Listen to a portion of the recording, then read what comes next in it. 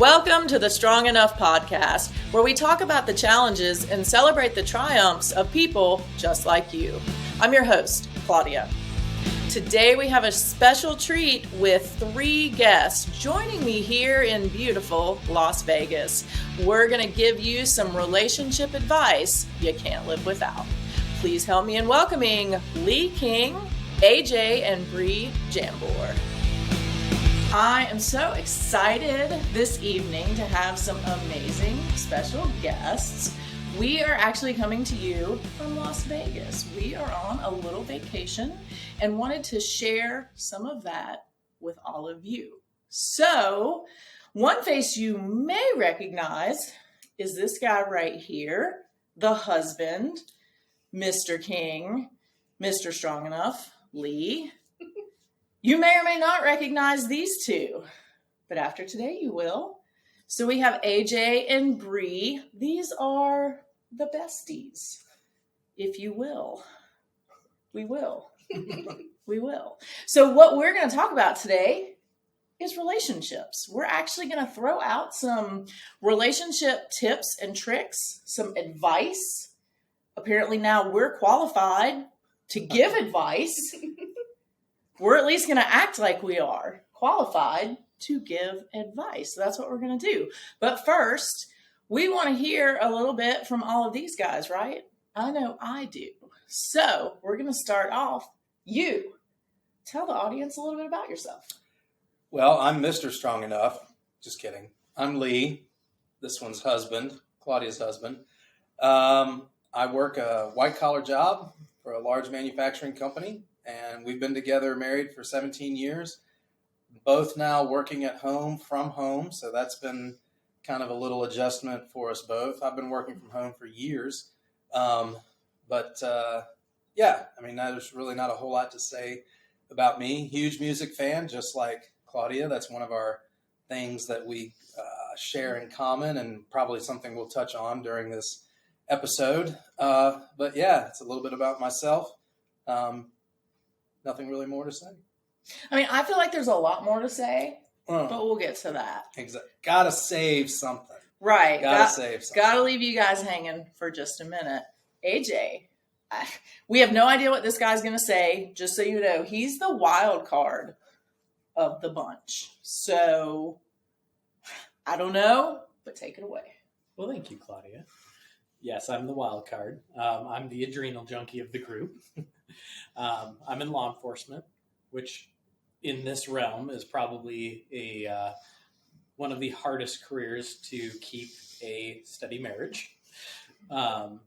We have been married for about 6 years, together for about 10. And law enforcement definitely has probably the highest divorce rate, which means that a lot of communication is the number one thing for us. So we'll get to that. We'll get to that. But I'm the adrenal junkie. I'm unfortunately very rarely home, unlike these two, which have the pleasure of having the company, which can also have its own struggles. Exactly. Sure. So, that's enough about me. I want to hear from this one. I want to hear from my girl. Yeah. I'm Bree. I work at St. Anthony's Hospital with all of the seniors, 65 and older. Been with this one for 10 years. Unfortunate. With it being the adrenal, I try and take him down. He brings me up because we're on 2 totally different levels. It's a good balance. That's why they are such a good match, though, which is something else we're going to get to. I feel like we're going to get to a lot. So we should probably just start getting to the getting, right?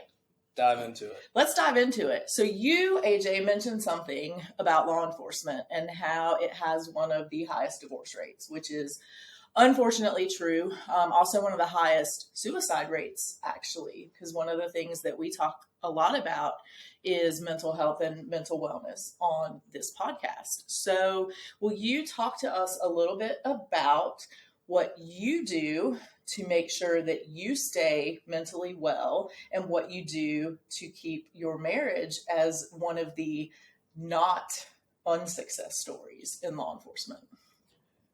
Well, that's a hard question. That's my job. One of the biggest things for me is I am very friendly. I talk to everyone. So that's part of me. And everyone that knows me knows that I'm very outgoing. I talk to everyone. But part of that is I oftentimes overshare everything. I'm very open book. That is not very common in law enforcement. And part of that is because everyone is sharing to law enforcement. Everyone brings in all that info and shares it with you. And it's very hard to be trusting in other people to give that trust back. And that's also one of the struggles is it's hard to trust other people in law enforcement, as you have been there, and my wife has experienced is law enforcement is not the best at giving that trust back because of the stuff that we deal with on a daily basis. And so that becomes a struggle in the relationship as well. On our side is that communication, because obviously a lot of work comes home often. Right. And so bringing that back into the relationship is where a lot of law enforcement relationships struggle, is that communication. And that has to be that separation. We all have job struggles with separating work from your home relationship. And just like today, while we were walking through Vegas, we end up getting a call from one of our associates going, hey, I need help with this. You're in law enforcement. How do you deal with this? Doesn't matter what you do, you're never truly done with the job, which makes it really hard to separate that. It's always there. It's always You don't get vacation. You don't get vacation even on vacation. Right.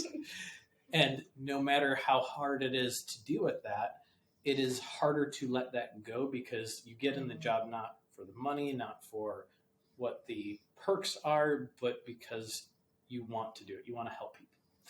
And it's hard to let that part of it go. And part of that is a definite struggle in the relationship. It's been a struggle in our relationship because I enjoy my job. I'm passionate.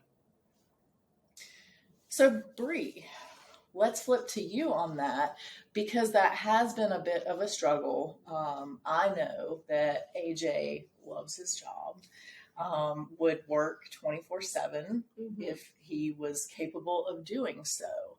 So how do you help him balance work and personal life? We do a lot of things outside of the house. Hiking, taking the kids for a walk. Kids, dogs. Fur babies. The Fur four-legged babies, babies. two The of them. four-legged Fur kinds. The new one, training. A lot of work goes into training. And I'm like, oh, old puppy. Holy shit. I don't know, just understanding what he does. Because when you two got together, he wasn't yet in law enforcement. That's correct. Do you feel like that was more difficult for you? Because I feel like, you know, when we got together, we were both already police officers. So it was like you knew what you were getting into with this. You didn't, per se. So do you feel like that made it more difficult or a little bit easier because you guys had already established a relationship and then you could build on that while he delved into that career? A lot easier. For sure. Because I knew him before. Which conversations in between us and our relationship, I told him I would support him. I love this. This is awesome. She's getting a So- little emotional. So it's like there's him as a person and then him as the cop. And like the cop part is really not, it's there obviously, but it's not really what you guys are all about because you knew him way, before all that. So you know him, the famous, person. per se. Before, right. Famous? Well, I mean, after this, like you guys are all going to So be you had famous. you had that foundation going before all of the other stuff that came into it. Oh, yeah. So that's Before awesome. he decided he wanted to get shot at. Okay, since you're already a little emotional, we're just going to build on that for a second. Because I don't want to let you get unemotional and then like bring it back up. That would be mean of me as a host. So I'm just going to go right into it now. You and I have experienced a lot of similar things in our past, and we're not going to really talk about those. But what we're going to talk about is the trust factor. Because I know for me, trusting people, and especially men, was really hard and is still hard, to be honest with you. Just, random men as friends or coworkers or whatever. So what were some things that you were able to do with AJ, or what made him different that you were able to open up and let him in? Ooh, good question. You want me to jump for a sec? Go. Time. I just want to say, before you continue that answer, now I'm going to get emotional. This is what I love, because you can totally see the support between you guys right now. Mhm. Like, she's struggling a little bit and you just jumped right in. I asked first. You did ask first. Yeah. You did. Yeah, He you asked did. permission, so that's good. But no, I really love that, because it shows like truly the level of trust between you guys and the level of support, which I think is huge. But now you can continue with the answer. One of the biggest struggles with us in our relationship was the stuff from our past, from both of our past. Two totally different things, different places that we came from, but meeting in that middle, and with the stuff that she's experienced, a lot of it was time. A lot of it was time and understanding and letting pieces in. I didn't know about a lot of her past until we were able to fully talk about it, but that took a long time. But her ability to share the small things, going, hey, I have a lot of stuff that happened. I'm not prepared to open up about it, but maybe someday we can get there, gave me that understanding of, hey, there's stuff that's underlying here. And when we got into those things, it was, hey, I can't handle this. This is what I need to move forward. And then we could eventually get there. So it was a building block and building on that over time. So time was the number one thing, but understanding on both sides and the communication of, this is hard for me. Even if it wasn't, this is what happened. Because I didn't know a lot of that until probably after even we got married. But it was, you could tell the person that she was underneath all of it.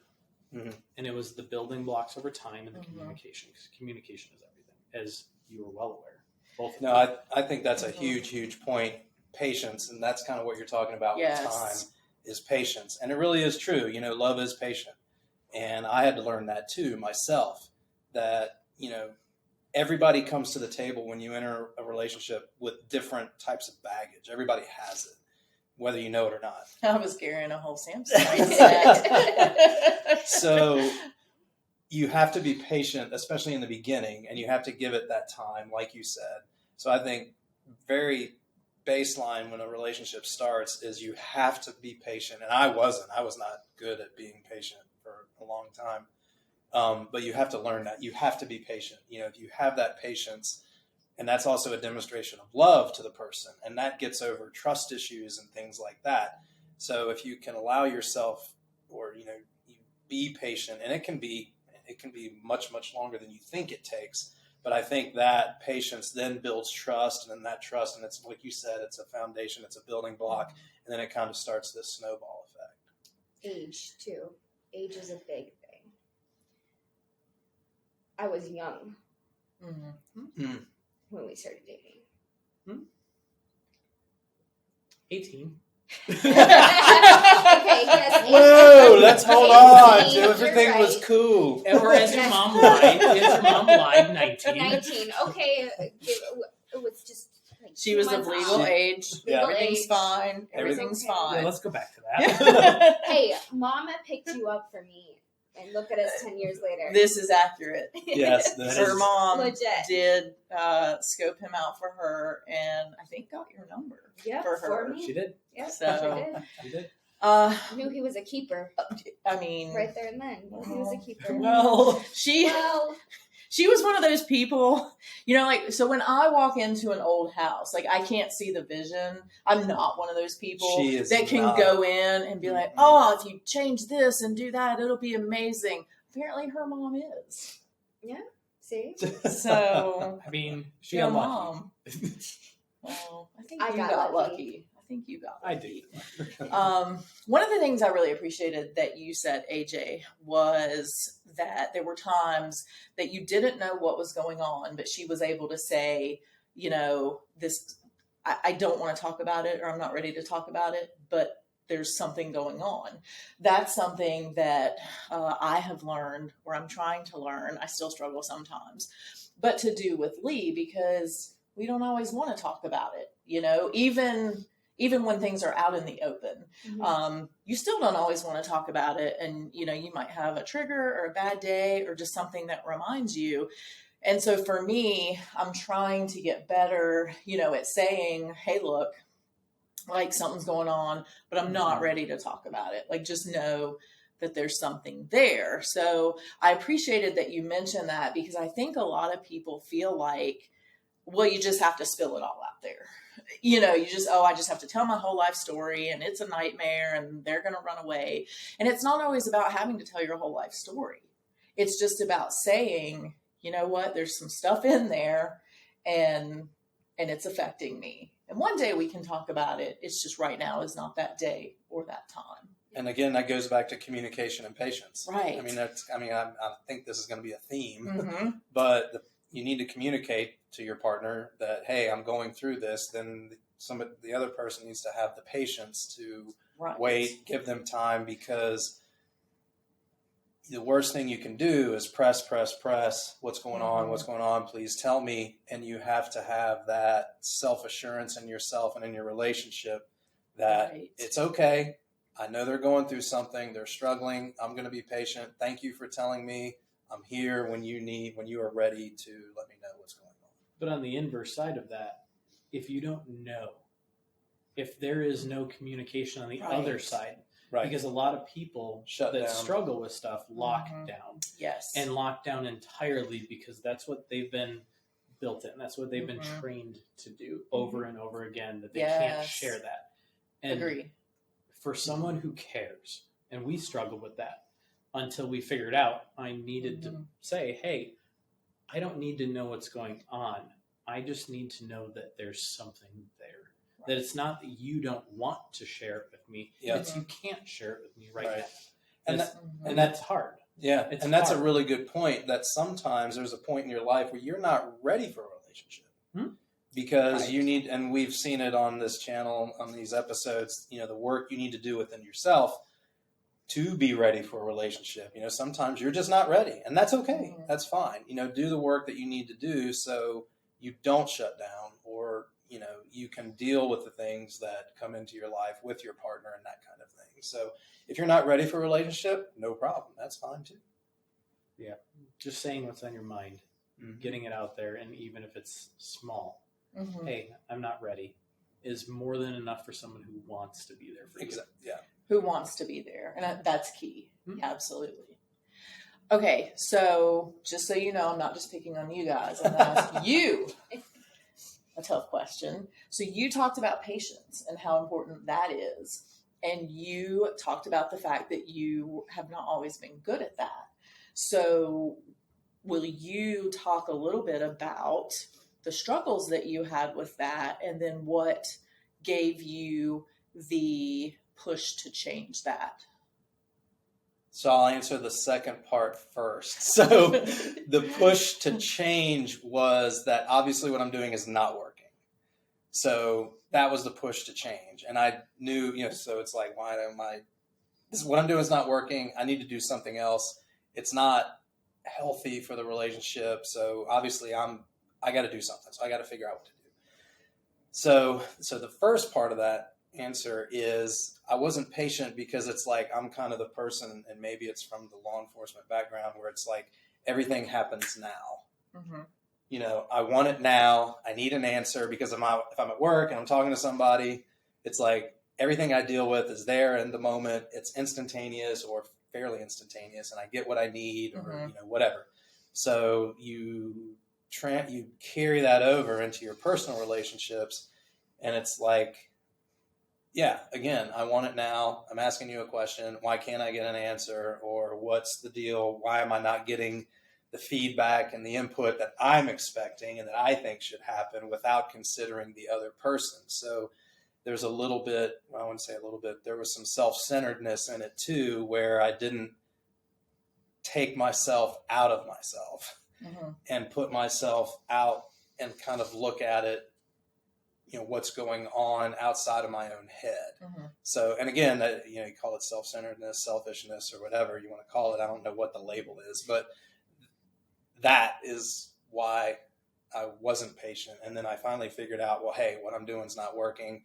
So I had to learn to be patient, and I had to learn to tell myself, again, kind of act outside of myself and put myself in that, look at it from like a helicopter view kind of thing and see what's going on. I think police officers are very red.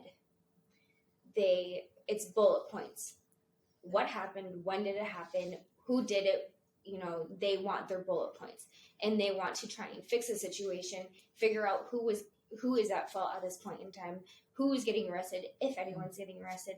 And that's very hard to, go. Like, I need all of these answers right now. And you can't turn that And you off. can't turn it off. Because you're problem solvers. Exactly. So, and especially if it's somebody you care about, you love, you want to fix the problem. And again, you have to remember, this is not work. I'm not dealing, Right. This is not a work situation or whatever. So this is a loved one. This is somebody I care about, and let's back her down. And not everyone wants to be fixed. Exactly. A lot of times the other part just wants to be heard, Yeah. Or help. which Right. I struggle with. And I think what was interesting too about what Bree said was you mentioned all those bullet points, and the bullet point that you didn't mention, which is accurate, is why. Mm-hmm. Yeah. Because law enforcement, they don't care about the why. Right. That's irrelevant. It's just who, what, when, where. Yep. Who am I taking to jail or nobody? Yep. And the why in relationships a lot of times is so important, because that's what drives us to behave the way that we do, is our why of the past, our why of all my Samsonite baggage, our why, of what drives us. And so sometimes it's hard to look past the bullet points to get to the why. Mm-hmm. Can I touch base on something that you said? I'd love if you did. You said two different points that touch base on this, and it was how do I do this for the relationship? But you also said earlier, it has to be what you want. What we want in life is to make ourselves happy. But if part of that happiness is not the relationship, if it's not your goal, if your goal isn't this and part of what makes you happy, that's not the right thing to be working forward to. And you brought up, you wanted to be better for us, for you two, or for you in a relationship. And if that's not what you want, you will never get to where you want to be. If it's something that you're trying to shoot for someone else, if you're trying to make someone else happy and not yourself, you will never get there because you're not happy too. Right. And we've seen enough examples of people in our lives where they just continue down that track. Like, they don't change. They don't adapt. They're like, I'm going to continue to operate this way. And they have, one failed relationship after the next. And it's like, there's a common denominator here, but maybe they just haven't found that right person that motivates them to want to, like you said, make the changes and be better for the relationship, because the relationship is the person. Really, or maybe they're focused on the wrong thing. Yeah. Because I think, people who have struggled in the past, like Bree and I have, we are often people pleasers. And so we do for other people with no regard for ourselves. Actually, to your detriment. to our detriment. And so I think that's also the reason a lot of times for those repeated failed relationships, because we're busy doing for somebody else, we're miserable, and maybe finally break out of that relationship, or maybe the other person does, and then we move on to the next one where we do for the other person and are miserable. So I love the point that you made, though, that you have to be happy too. You have to be working towards your own happiness, your happiness as a piece of this duo, And if that's you will. oftentimes in law enforcement too. It's do for other people. Right. It's don't do for yourself. And that's why oftentimes cops end up in poor relationships that start poor, trying to fix it, because cops like to fix things. Right. As you do, Yep. as you do, as I do, and you do, and stuck in the family. Yeah. It's a struggle. It is. It's a struggle. But every relationship has that struggle in their own way, no matter what your profession is. True. I mean, that's very true. Yeah, at the end of the day, all relationships kind of start from the same place. And like I said, everybody brings that baggage to the table. And it's really at the beginning. And I don't even say, when I say the beginning of a relationship, I'm saying I think it's like 8 months to 10 months into it. Because the first however many months when you're dating is that magical time, right? Where nothing matters. It's like, oh, they're great, The honeymoon. fantastic. You're in the job interview phase. Yeah. You're Yeah. like, phase Yeah, where you putting just my- want to be with each other. putting my Right. best foot forward. Everything is, unicorns and daisies, great, right? And then once you get through that phase, that's when I think the relationship actually really starts. So, which is where the baggage comes up, and like I think what you were saying a few minutes ago is that you really got to know yourself. Mm-hmm. Both people really have to, and I'll admit, I didn't know myself when we got together. I mean, I've learned along the way, and we've been, thank God, made it. But I think if you take the time to know yourself, understand yourself, work out and understand where your baggage is and what it is and that kind of thing, then you get into a relationship, man, you're going to be Golden. Yeah. That work is hard, though. And we've talked about that a lot, on this podcast with a lot of different guests, that it's really scary sometimes to do that work for yourself. Now, I know that would be true for you, Bree. You, I don't think so. So has that ever been a problem for you to be introspective and look at yourself and what you need to be better at? I don't know. What do you think? It's hard to say because, depending on wherever your relationship started for whatever age you were at, you're still learning yourself. Right. I'm still learning myself. Mm-hmm. You're still learning yourself, and we're still adapting. But you and I are also very different. I am this is what's on my mind right now, and I'm going to tell you exactly what's on my mind, as you both know. Well, and the they all know that now. Yeah. As a female, though, it's harder to say what's on our mind. We are actually very emotional. We do think things way different than men. We think of 10 different scenarios versus one scenario for a male. White matter. That's a lot. Good pull. And the issue, I think, with a lot of that, and I kind of hate using this as an excuse, but it is true, is that's how society has taught us to be. Yep. We're supposed to be the caretakers. We're not supposed to worry about ourselves. We're just supposed to do for other people. And I think it's just now in the last, I don't know, a few years maybe that women are evolving. This is not like a feminist thing, but that we're evolving into actually caring about ourselves. Can I nerd out for a second? I would love if you did. Perfect. So are you familiar with the difference between gray matter and white matter? Slightly, yes. Okay. Brain composition. And it is a technical difference. He's really about to nerd out right now. I asked you a question. Okay.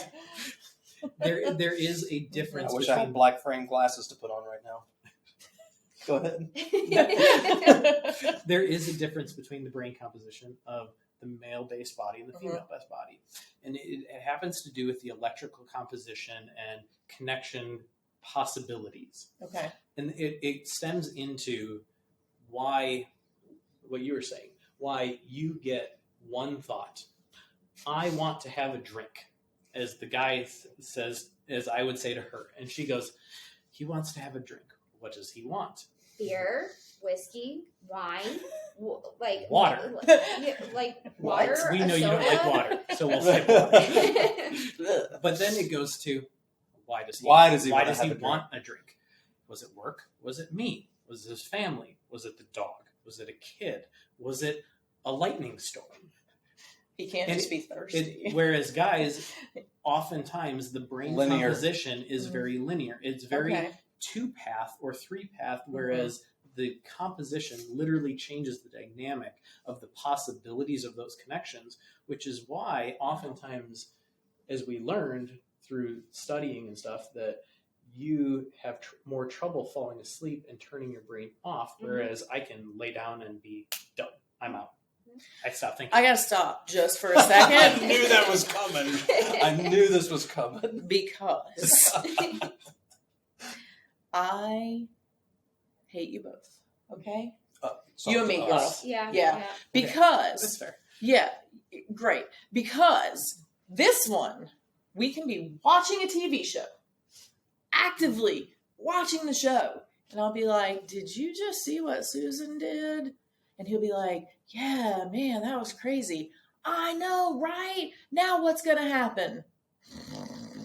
I don't snore, by the way. He doesn't. That's dramatic effect. But yeah, But every guy doesn't know who Susan is, even though you just said it. There's no Susan. I totally made up that name on TV. But yeah, just out. And I'm like, motherfucker, you just answered a question. But that issue goes both ways. I was tired. You take it as offensive that he's not paying attention, but no, she's just mad that I'm just mad he falls asleep. No, I do. Like, I don't really take it offensively. That's more of a joke. But yes, I'm just like, I would like to fall asleep that quickly. That would be amazing. She jelly. I'm peanut butter and jelly. Yeah. So yeah, I agree. Okay, so now that we've nerded out a little bit, and I super appreciate that. Let's talk a little bit about friendship relationships. So I feel like we, the four of us, are very lucky in that we all have a great relationship, friendships. I think it's often hard for couples to befriend one another because, the women hate each other or the guys just don't get along or whatever. So how important do you guys feel like it is to be able to have friends who are couples versus, all friends are important if they're solid friends in your life, but versus just, you have a friend and you have a friend. Is there a difference in friends that are couples that you guys can hang out with together or separately or not? Oh, yeah. Yeah. We have a very big friend group, and they go from one scale to the next. And they have some crazy friends. Don't we all? You guys are friends with us. Yes. So, we have some crazy friends. I think having a couple friends is really nice because then you can get out of your own headspace and go to dinner with them and just bullshit and just talk and don't have to worry about anything. Like us, we can just, if we don't see each other for a whole year, we could just pick up and just keep going. Like, it's not going to be, there's no awkward stage in between having I'd be super sad if that happened. Well, it's not ever going to happen. Ever. I get withdrawals after 2 weeks of not seeing you. So I know, because they're constantly, I miss you. What are you doing this weekend? But no, I think it is really important to have male and female friends and hanging out with them and doing different things. We have people that are couch potatoes all the way up to super athletic. He's super athletic. I'm more of a couch potato. but we have the whole scale of friends, whether they have kids, they don't have kids, dogs, no dogs, single, together. We have friends that we go bike with, and we just talk, take the dogs out, and we just go bike, and talk about life, which is nice. Then we have a couple of friends that we can go hike with, or we just go to the bar with, or they come over and we just play video games, or they come over and we just literally talk. But that also goes back to that communication and understanding of differences. Right. And that's something that you and I have struggled with in our relationship from the beginning, because I came from a very social background. And I did not. And so that's been a struggle for us, even with becoming friends with you guys in the beginning, was the understanding communication issues that we had. And that was specifically in this realm, couple friendships. If you don't understand that each couple that you're friends with is going to be different dynamic, each relationship between Very people true. is going to be a different dynamic, you will never get through that. If you expect it's always going to be the same. You and I might have met, but you and I have to be best friends, and you guys can be best friends, does not work. Right. It doesn't work. And I can't expect her to get along with you or you. It's every relationship that you have like that has to be very different and unique, and you have to be comfortable with that. But you also have to be open in between you two of communicating where your concerns are, how to address those concerns, because letting a concern stay there and not addressing it is not fair to yourself or the other person. Absolutely. Letting it build up is not the way to handle things. You need to definitely nip it in the bud. Right. Talk about it. Address each other's concerns. Take in what each other has to say, which, yes, it is hard in a relationship. Because no. Because I'm right. I'm right. This is another episode. So you may be Mr. Right, but I'm Mrs. Always Right. So, but I have to go is. with her on this one. See? But we're friends. I mean, even though you two were friends, were first, with you working at Target as loss prevention and him coming in to assist you in different cases. I didn't know Lee before. Right. And I met you. And you two were friends first. And then you and me connected on a completely different level that you two could not. Right. Which is why you are my best friend. And, then we went to dinner with all of us.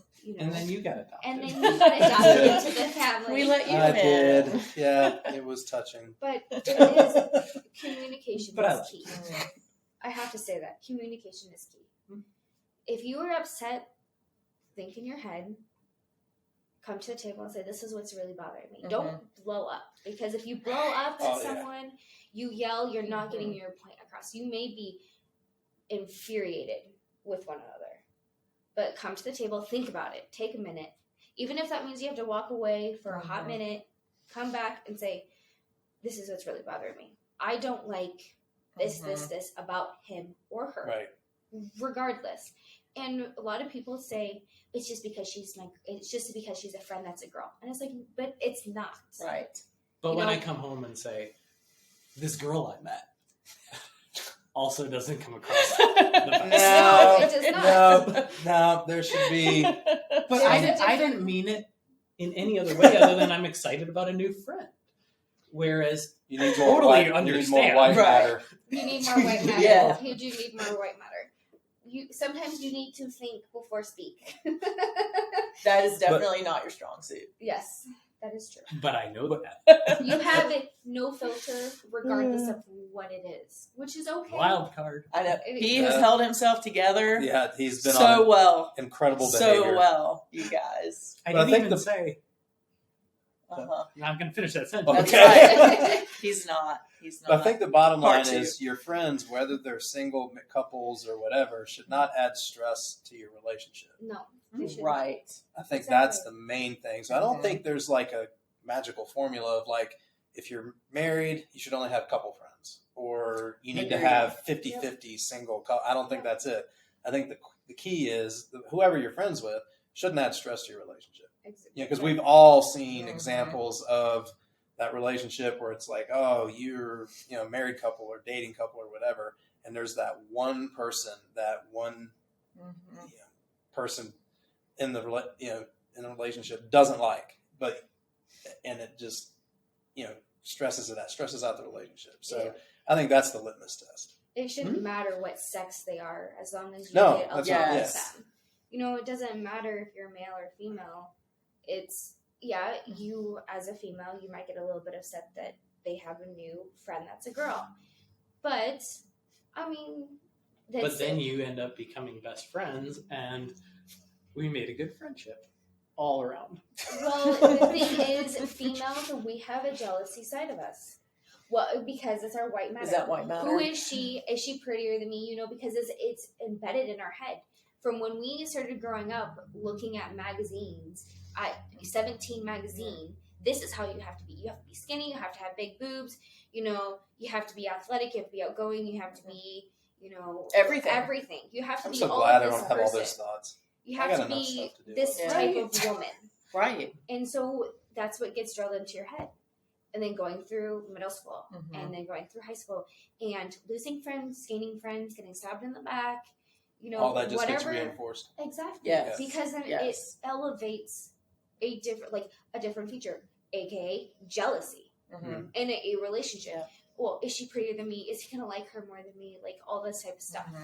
Like, what did she do that I don't do that he is gonna like? Skateboarding. Okay, I don't skateboard. He does skateboard. And if she liked to go skateboard and he wanted to go with her, that could feel threatening. Exactly. And that could be the jealousy. Well, now I have to do that because of. So, but most guys also have that too, in some level, shape, or form. Depending. Do you guys? I'm a horrible person to ask this question. He has no. That's what I was going to say. You don't. Like I said, I'm a So horrible. do you? Because I have male friends. Yeah. I don't think it bothers you. Has it ever? Because It- that's a different question in a relationship over time. As True. you get comfortable with someone, Mm-hmm. but at the beginning, Absolutely. No, and again, you're right. It's all in like what is your I'm so excited in this answer. what is your level of comfort in the relationship? How new is it? How long Right. have you been together? Kind of like what trials you've been through. But there might have been one person that kind of I'm trying to think Ruffled the your word. feathers. No, not even ruffled my feathers, but because I didn't understand the friendship. I think that's the main thing. Yeah, she'll find out. And it's because I didn't understand. And then once I understood, I was like, in the chat. and I think it was more threatening. I wasn't threatened, really, honestly. I'm dying. But I think it was more of like, like I said. You didn't understand it. Yeah. Okay. That was it. Okay. But other than that, I've never felt like, I don't know, I need to learn something or do something. I don't know. I got jealous of a guy once, but he was hitting on me and I didn't realize it. Yeah. And so they were spending a lot of time together. Okay. That's another episode. That's Not to mention he was gay. He was very friendly. That's going to be strong. Yes, and he was just like you, very friendly. This is going to be strong enough at night. Wait, in a different way. When she said he's gay and he's just like you, let's clarify. I love my wife, Thank you. and I've never not loved my wife. Well, the other thing is, it's beat into us jealousy as females. We always have, I feel like we always have to compete. Like, my high school career, I always had to compete with someone else, Right. There was one guy that, of course, I dated before you, and it was, I could not talk to any guy. I was not able to talk to any guy. Mm-hmm. Jealous, if a guy came up to me, started talking to me, who are you talking to? Why are you talking to him? Like, all of these questions that he asked, and I'm like, I'm just saying hi.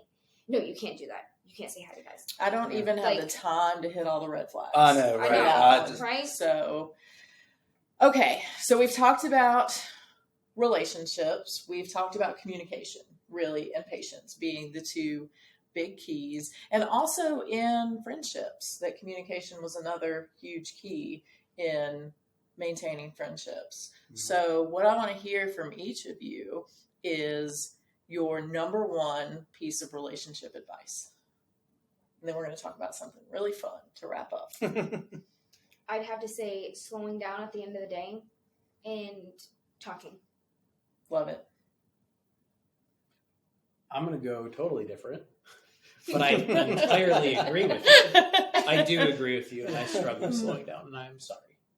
And my first one is being able to say I'm sorry and I'm wrong on both sides. Love it. Okay. Yeah, That's number one. Mm-hmm. But a totally separate side note, which we touched a bunch of key points on earlier, is not being afraid to have the hard conversations about what will make you happy. And that's in all aspects. It could be what makes you happy when you're coming home. I need 15 minutes. What makes you happy on the intimate side? All of those things, and not being afraid to have that conversation, but also on the receiving side of that, not being angry. And it's hard. It's a hard one for most people to grasp, is not being being afraid of what the person might ask and say. And I'm going to say this not too far off the reservation, but it's a good example that I think is a fear in many relationships, which oftentimes, whether or not you want something in that realm or not, but bringing a third person into a relationship. I'm not saying I want it. I'm not saying you want it or anyone wants it or doesn't want it. But if that is something that one person desires, and this is just an example, right? It ties into everything. If it's something you desire or something that has crossed your mind, if you can't talk about it with the person that is supposed to be there for everything as your best friend, how can you expect them to be honest back with you? And that's all it is honesty. If I can't be honest about the questions that I have in a relationship, how can I expect you to be giving me an honest relationship question back? But that goes both ways. You have to be prepared to hear the question and have an honest conversation about it. Not necessarily saying that this is a deal breaker for me. Right. Because if I'm going to come to you saying, hey, I want 2 drinks instead of 1, but I'm afraid to ask you, how can we move forward? How can we be honest? And how can we have a fulfilled relationship? And that was something that we really struggled with at the beginning, which wasn't even a conversation about anything even close to that. Right. But it was silly stuff. But a small thing perpetuates itself because I've shut down the honesty highway. I'm afraid to ask that, hey, on my birthday, I want a cigar. Right. Because you said smoking bothers me. Right. I get it. It's a hard thing to get past that most people feel I have always had to hide this because of this. Right. But it's also having that conversation and working into that, which we really struggled with for years. And we've been together 10 years, and we probably just got good at that around 6 or 7. It Age. takes Age and Age experience. Age and experience. Yeah, maturity. Because when we were young, little whippersnappers, and Whippersnappers. Wow. yes. She came out Wow, with she whippersnappers. did. I promise we were born in the 90s. We were whippersnappers back there. You know, I do want to say that age literally is a thing. Because it's me, not thinking about the other person. Like, well, I'm 18, I'm going to do what I want. If I want to smoke and I want to drink, I'm going to do it, and you're not going to tell me yes or no. Because at the age, our brains fully develop at the age of 25, where we're actually like, ding, it clicks. Okay, you got to start thinking about it. So that's probably, relationships can fail, or they can, be completely strong. Growth together, too, of what you want. Because if you want it at 18, and you know what you want, you know what you want. Right. But you're still going to grow, and I think what you're really hitting at is, as you grow, it's either you're growing together or you're growing apart, and you have to be able to be honest with that. Yeah, we do. And it does come with time. There will be growth. There will be differences. Right. But and we still find those differences even absolutely. now. I mean, even being together for 10 years, everyone, even if someone comes up to me and says, I've been married for 65 years, I'm like, do you say, I still fight? Because you're always, right. It doesn't matter. You're always going to have ups and downs Mhm. with your loved one. It's how you handle it. Exactly. Yes. It's how you It's how you handle communicate it. with one another. What you got? You're up. Yes. Okay. I would say my number one piece of relationship advice is, I feel like you're Sex. waiting. Oh. Okay, is you've got to have whoever you pick to be in a relationship with, you have to have a common foundation Mhm. up to a certain point. I'm not saying everything. I'm not saying you've got to have I like Doritos, the nachos flavor, but I'm not saying everything. But your fundamental core has to be a very close match. Right. And then the other part of that is I had this two-parter. You distracted me talking. It's your fault. I know it's my fault now. It is always. It is always his fault. So sharing that common core foundation, and then we've talked about it a bunch of times, is just being honest. Mhm. You got to have that honesty and open, transparent communication, and it's not easy, and it takes some bravery too to say things Right. that are awkward, weird, and sometimes it's not even that weird. It's weird in your head, but when you say it, it's not that weird. But you got to be able to talk. You got to be able to communicate. And like I said, if you don't have those core things as your foundation, then you're kind of screwed from the start, in my opinion. So pretty much Yeah. the bottom line is communicating with your loved Communicating. Yes. Core values, communication. Which doesn't start from the beginning. one. Never does. It can, Mhm.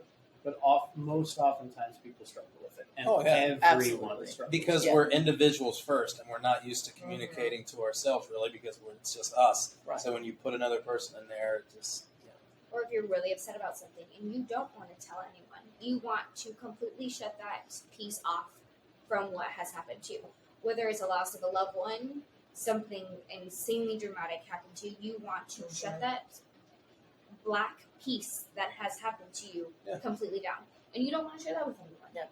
Which, at a point in time, is okay. Absolutely. But in the end, sharing that also helps you move forward. That's very true.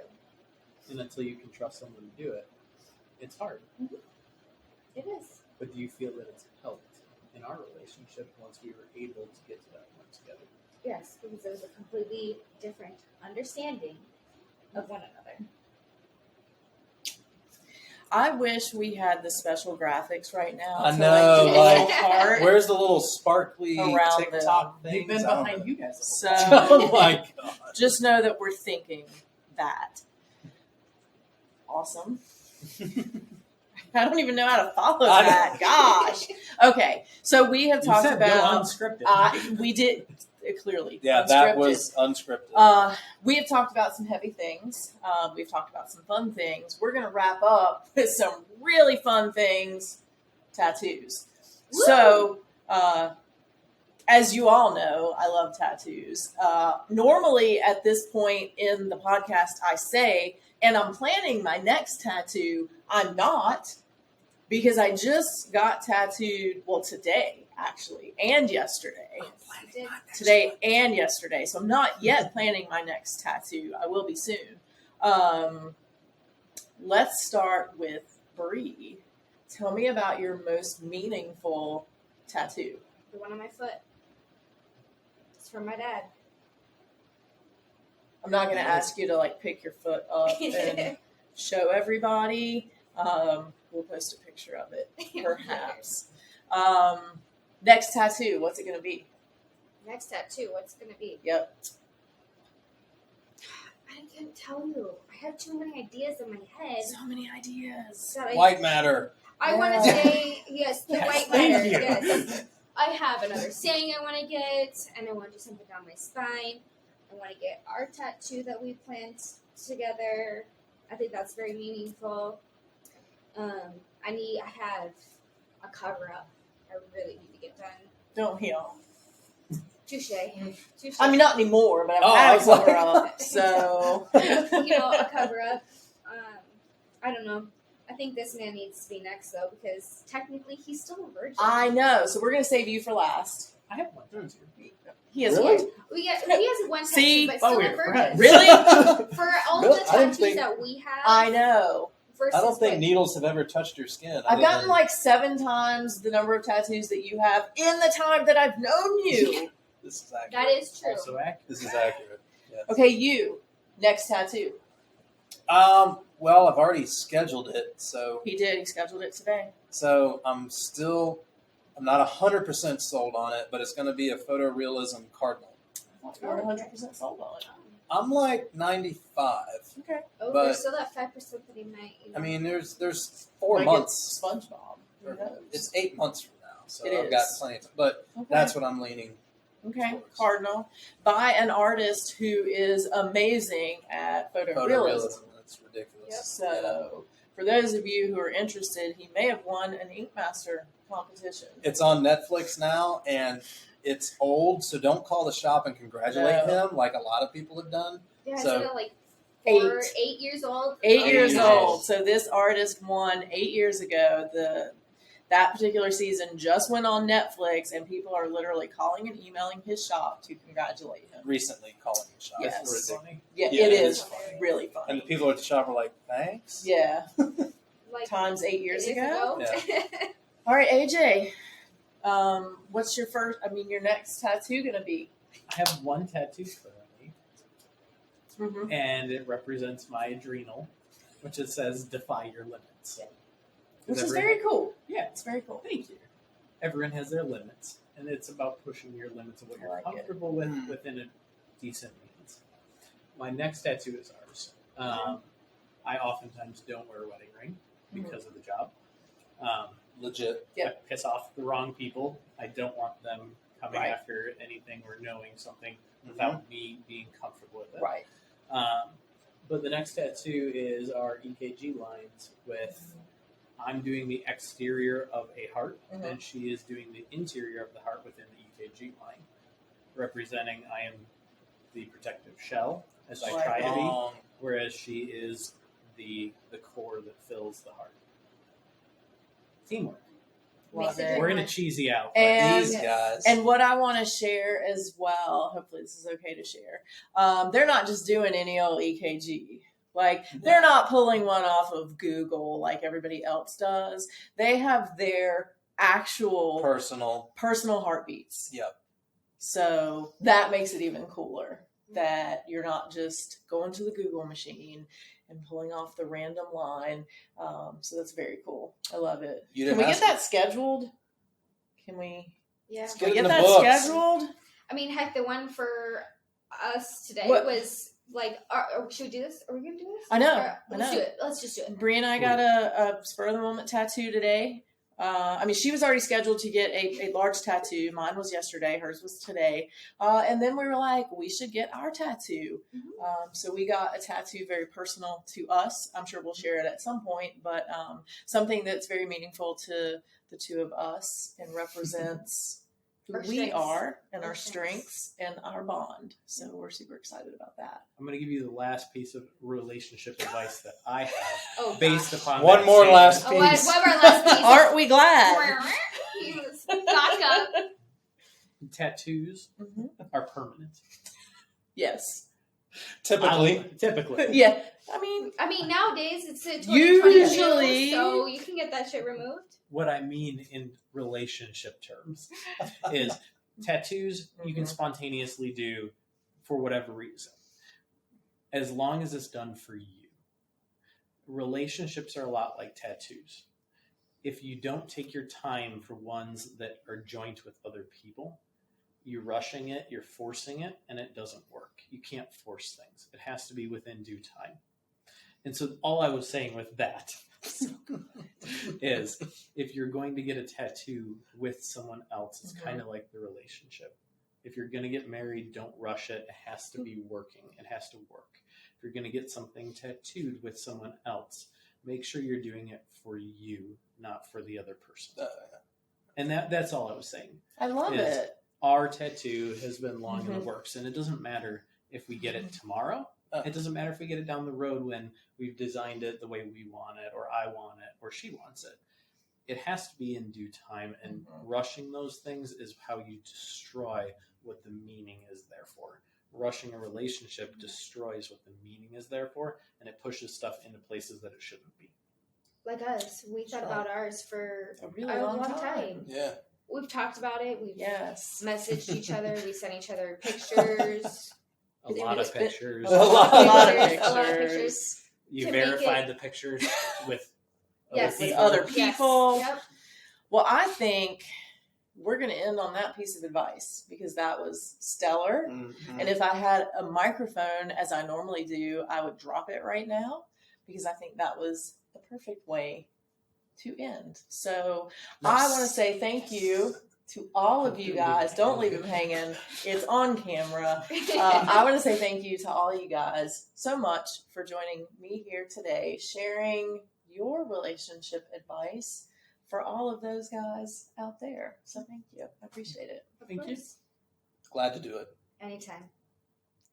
I really hope you guys enjoyed my conversation with Lee, Bree, and AJ as much as I did.